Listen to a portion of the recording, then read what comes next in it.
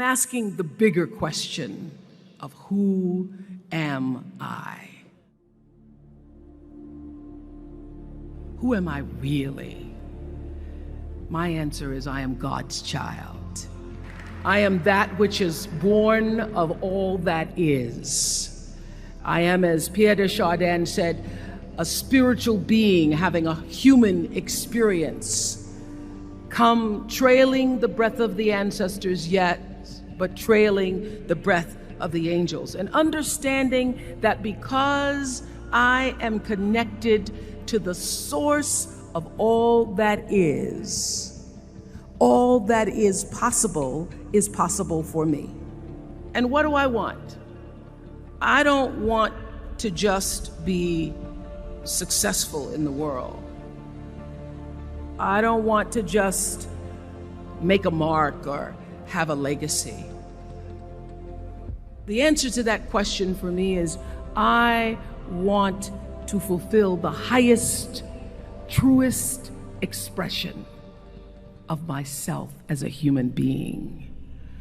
I want to fulfill the promise that the Creator dreamed when He dreamed the cells that made up me. What do I want? You must have some kind of vision for your life. Even if you don't know the plan, you have to have a direction in which you choose to go. I never was the kind of woman who liked to get in a car and just go for a ride. You want to be in the driver's seat of your own life, because if you're not, life will drive you.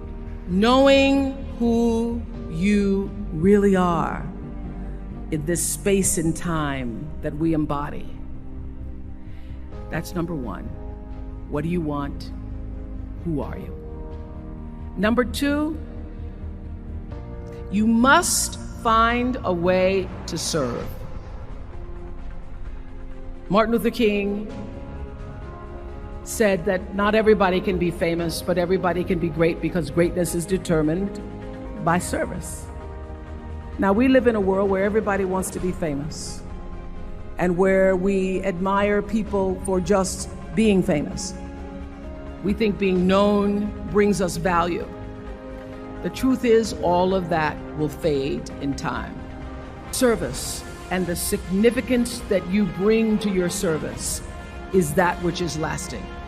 So to be able to, whatever your occupation or job or talent or gift is, our honorees today getting doctorate degrees, to apparently opposite fields, HIV and AIDS and the spoken word.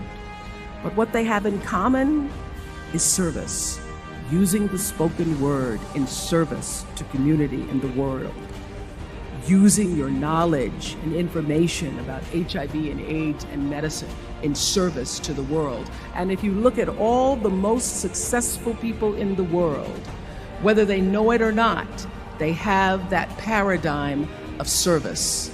Service through medicine, service through art, using whatever it is you produce, your product, as a way of giving back to the world. When you shift the paradigm of whatever it is you choose to do to service, and you bring significance to that, success will, I promise you, follow you. Be excellent. Let excellence be your brand.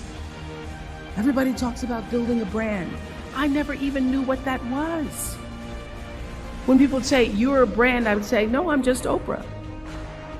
What I recognize now is that my choice to, in every way, in every example, in every experience, to do the right thing and the excellent thing is what has created the brand.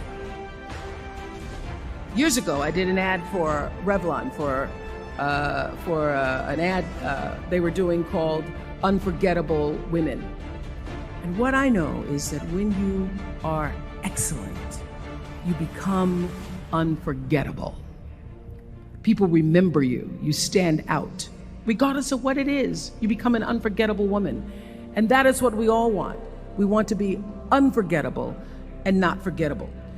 So doing the right thing, even when nobody knows you're doing the right thing, will always bring the right thing to you.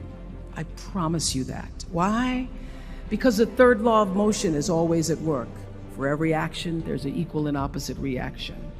That is so true in all of our lives.